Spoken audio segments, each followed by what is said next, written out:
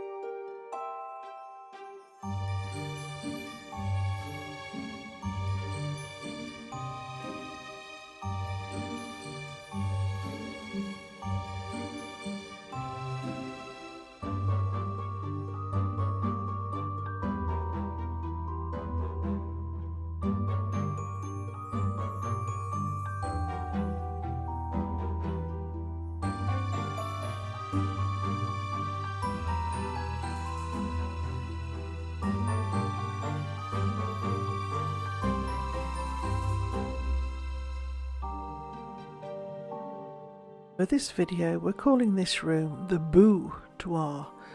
This is a room that I've used a vintage nursery theme. So a lot of these little things are items, well, everything's thrifted in this room, and I mean everything. The dolls were made in previous years for previous videos. So if you check out my last two, actually my last Halloween video, you'll see how I made those dolls. I threw the creepy cloth over the pictures again in that traditional Victorian funeral way, and then I just threw the cloth over items just to give it a worn, eerie look.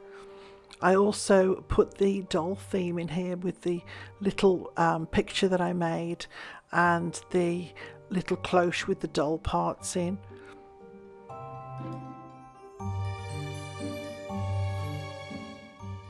So I did use a couple of the pillow cases that I'd been using in previous years and just threw them on the little couch in this room, and then filled the trays with little items that I thought that maybe kids would enjoy and play with. And this is a picture that I've had probably for 15-20 years. I picked it up from Winners many years ago, and it always goes up every Halloween.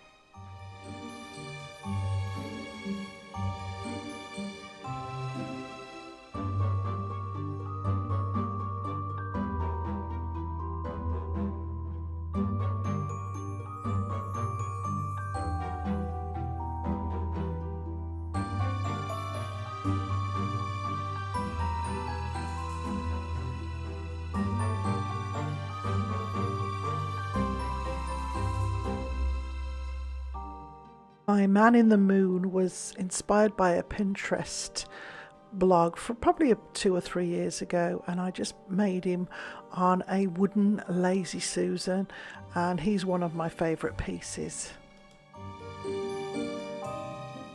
Don't forget to check out my previous couple of weeks videos where I show you how I've made all these little accessories that I've placed around the house.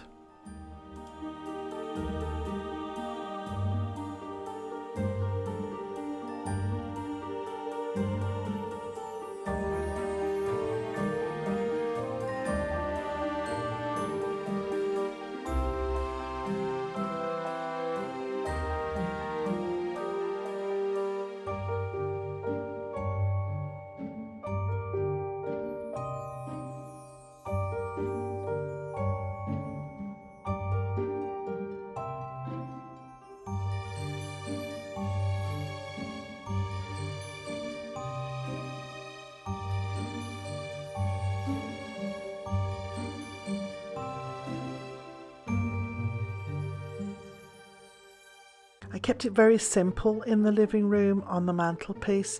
I had a couple of floral bows which were multicoloured, and I thought I wanted to give them an eerie look. So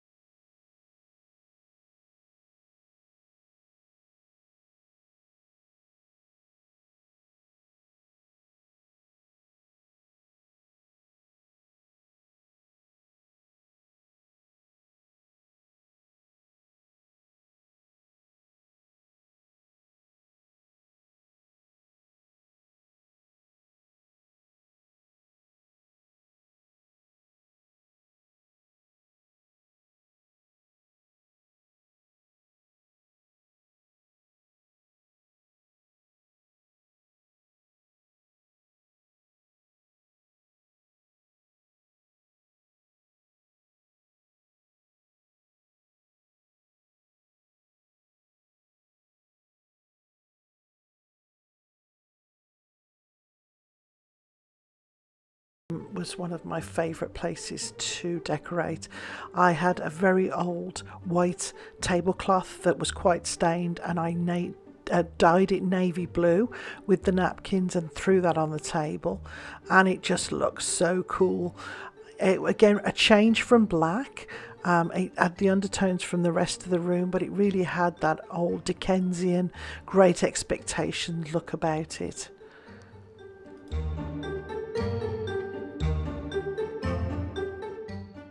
I had also thrown in some of this white long netting. It's like a tulle, and I dyed that, and it came out a very dark grey, and then I fed the twinkle lights underneath it, laid it across the table, and you can see the eerie look that it gives to the room. Of course, when you have real candles, it can be a real hazard, so this is a very good alternative. Obviously, it's great to have the candles on all the time, but these lights are just as impressive and just as moody. You can also see all the little mice that I picked up recently on my trip to the UK from the pound store, and they're all intertwined in the candles, in the flower arrangements, and all over the table.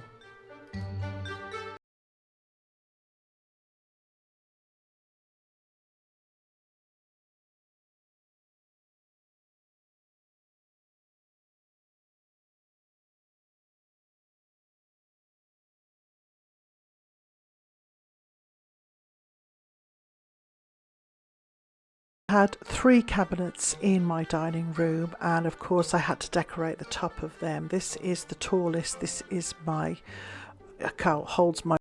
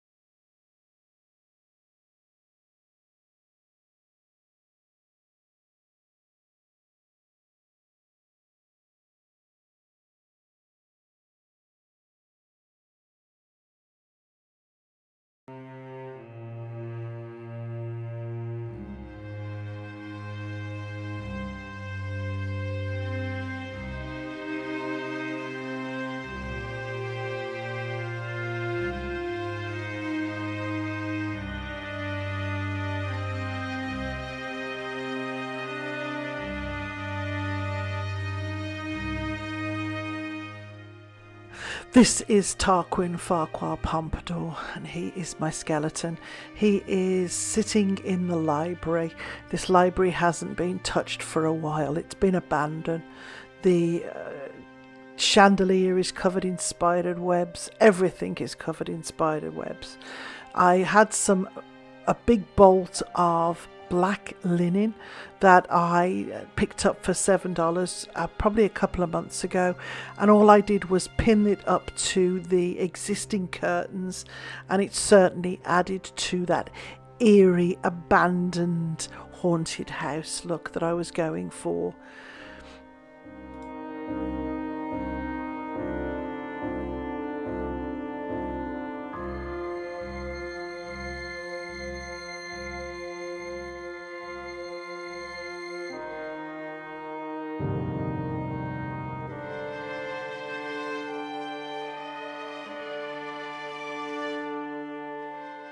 With this room, other than the curtains and Tarquin, the skeleton, I didn't need to add much really. A whole bunch of the cobwebs, some scary black cloth, and it already lent itself that very, very vintage look.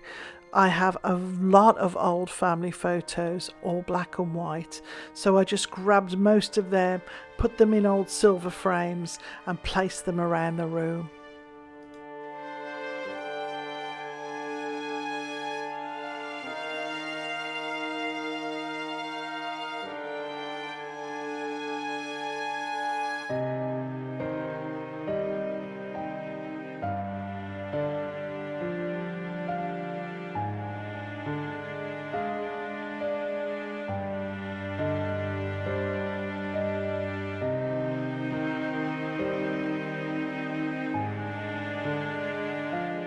So an interesting fact about the top hat, this is a proper Victorian schoolboy's private school hat. I picked this up a couple of years ago when I was in the UK from an antique store, and it got left behind. So while I was over in the UK this time, my sister had been looking after it for me, and I had to make sure I got him home because I knew he was going on Tarquin's head for this Halloween.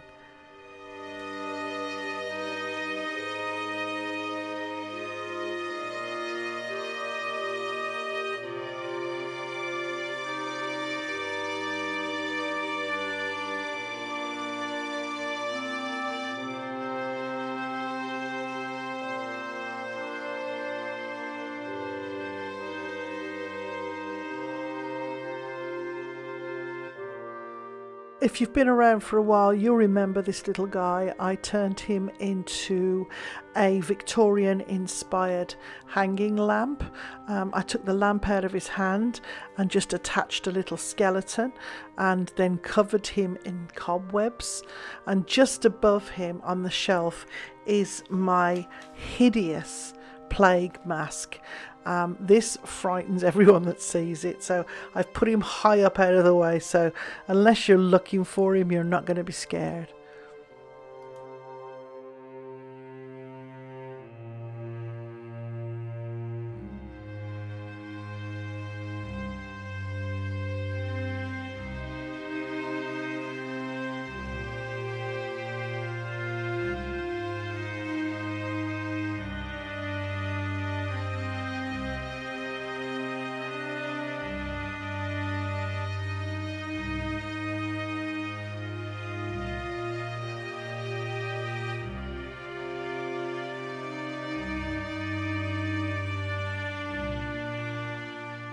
So there's a couple of little things that I made extra. This was the greenery that I had, and I liked the style of it, but I didn't like the colour. So as I said, I got a can of navy blue matte paint and just gave it a really good spraying all the way over, back and forth, until I ran out of paint. With the champagne bucket, which is the centerpiece on the table, it was just a matter of filling it with the foam. I then put, these were just sticks out of my garden. I got as gnarly as I could find. I tried to get them so they were bending, so they would go across the table as opposed to right up. I also grabbed a few little bits of greenery that were, I think they were weeds, to be honest. They were just growing in the corner of the garden. And then I filled the pot with the moss.